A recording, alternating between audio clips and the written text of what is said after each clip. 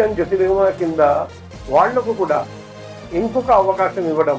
ఈరోజు మేము 25 మంది అటువంటి ఎక్స్ కాన్విక్ట్స్ కి మర్యాదగా బతకడానికి అవకాశం కల్పిస్తున్నాం. 9 మందికి ఆటో, 16 మందికి షాప్ పెట్టించడం.